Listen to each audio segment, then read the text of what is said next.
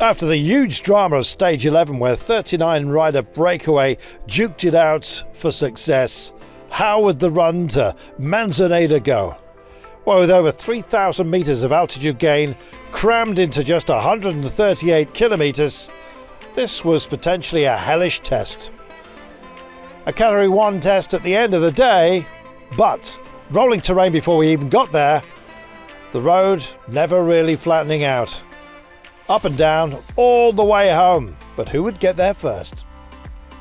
Well, fatigue is already starting to wash over the peloton. The riders admit it themselves, but this kicker towards the end of the day potentially had a very dramatic finale. And so it was that it was extremely busy to get into a breakaway at the top of the day. The main actor trying to establish it, Marc Soler again. He is, one might say, a sucker for punishment. Well, he managed to get some other brave souls to come along with him. 9 at that point. 1 joined them from the back, but honestly, the gap ebbed and flowed, and there were other chasers, including Wout van Aert, who were possibly thinking about throwing his mind down the road to the intermediate sprint, which carried bonus seconds. In the end, those who were chasing had to give up, and Michael Woods from Israel Premier Tech, and indeed Lawrence Uys from Arkea B&B, failed to bridge the gap.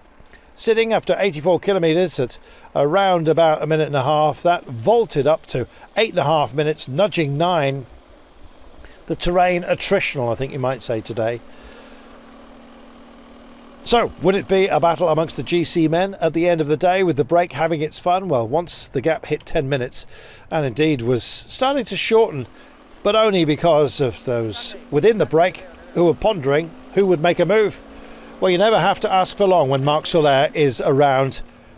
I don't think even he knows when he's going to attack. Well, he's an instinctive rider, and the instinct was to go for it with 13 or so kilometres remaining. Carlos Verona then folded over, threaded his way through the break and established something of a gap. But really, the main move of the day was to come with 10 kilometres to go. Well, struggling to stay with it, you thought Pablo Castillo of the breakaway, which is extraordinarily strong. Names like Soler and Verona, Narvaez, Rodriguez, Van Sevenant, Schmidt, Paul, Menkes, Tejeda. Castillo it was that went for it with 10 kilometres to go. Did this big man, 21 years of age, only turned in March, could he possibly bring it home? Well, there were lighter riders, perhaps better suited to the steps that made up our final climb, but step by step, Castillo was holding a margin just under half a minute. Well, there was a battle with Narvaez from Ineos, with Marc Soler, of course, Schmidt and Paul. They were on his case. But the hoarded section came, and Max Paul left the other chasers behind to try and bridge over. But the line came soon enough for Pablo Castillo.